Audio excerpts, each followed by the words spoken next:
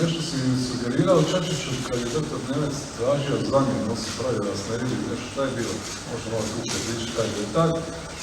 To je jedno pitanje, drugo pitanje odmah da imam dva puta.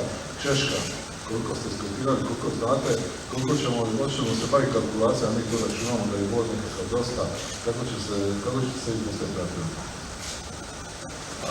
Razgovarali jesmo sa izbornikom, kratko je to, pošto je utakmica bila u svojoj završnici, da li da mijenjamo Čurlupu sa Šifom ili sa Vrsakom. Na kraju ispalo onako kako ispalo, Čurlupa je naravno radi utakmicu do kraja. Nismo trebali to raditi, jedino smo onda uveli Šifa samo da pojača taj još vezni red zbog skoka. A ovo drugo pitanje, iskautirali jesmo Češku. U srijedu ću imati ponovu prezentaciju, tu video analizu. Češka je jedna potpuno drugačija reprezentacija od Turske. Na kraju kraja ona je bila i prva u grupi gdje su bili Turska, Nizozemska, Island, što puno govori o Češkoj, jedna vrlo ozbiljna reprezentacija i mislim da će ta utakmica biti puno teža nego što je bila protiv Turske. Imao jednu islansku zvijezdu, to je Rosicki.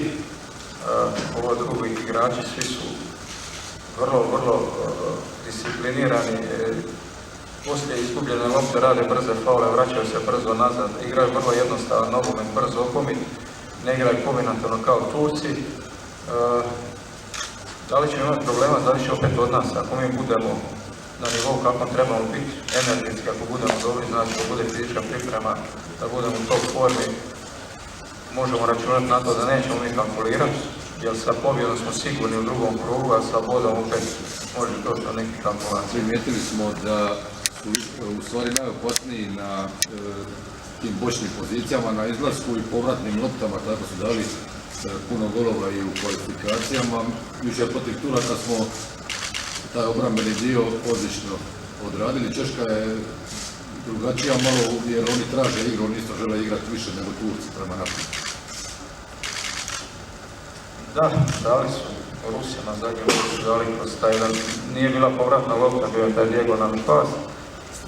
Imaju dva bočna igrača, imaju s lijeve strane Krećija, Ljevaka i Limberskoga koji dosta često dolaze po bokovima. Mislim da mi imamo tu rješenje koja se pokazala dobra i protiv Turske. Brodovi se nas su zatvorili kompletno njihovu stranu, nisu ni jedan put došli do korner linije da bi odigrali neku povratnu loptu, a na drugoj strani Perišić i Strinić isto tako zatvorili su njihovu desnu stranu gdje su igrali Konul i Čalanoglu, tako da nismo imali problema. Mislim da što se tiče bočnih strana, da smo mi tu u velikoj prednosti, da pače preko Perišića možemo raditi veliku stvar na lijevoj strani i tamo naprijed će se na puno problema. Igrati smo do trke, jeste li zadovoljni kondicijskom pripremom, kako ste koncipirali i prilagodili s obzirom na sezonu iza igrača? Jučerašnja utakmica je pokazala da je sve dobro iskoncipirano, da je sve dobro pogođeno, jer nisu imali potrebe niti mijenjati igrača do zadnjih par minuta. Tako da je to sam pokazatelj da su igrači stvarno dobro pripremljeni i fizički, isto tako i psihološki. I nekim stvarima nije bio zadovoljan, da će možda biti promjena. Možete reći čime niste bili zadovoljni? Ono samo taj ulazak u igru prvi 15 minuta gdje smo se malo tražili odbijene lopte koje su bile, koje su Turci bolje kontrolirali. Kada se Ivan vratio malo više u sredinu, onda je to bilo ok.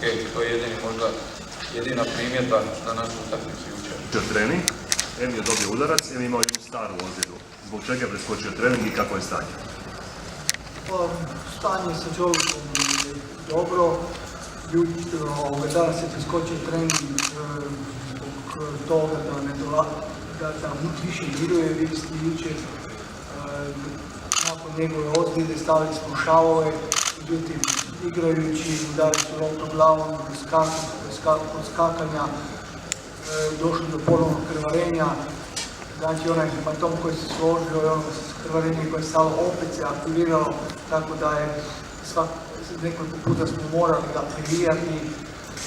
i zbog toga danas smo odlučili da miruje, da se ta rana čim prije, čim bolje sanira, da ne dođe do ponovnog krvarenja. Mišić, on je osjetio u zadnjim minutama, grčio je u mišićima obje potkoljenice i zbog toga se tražio zamjenu.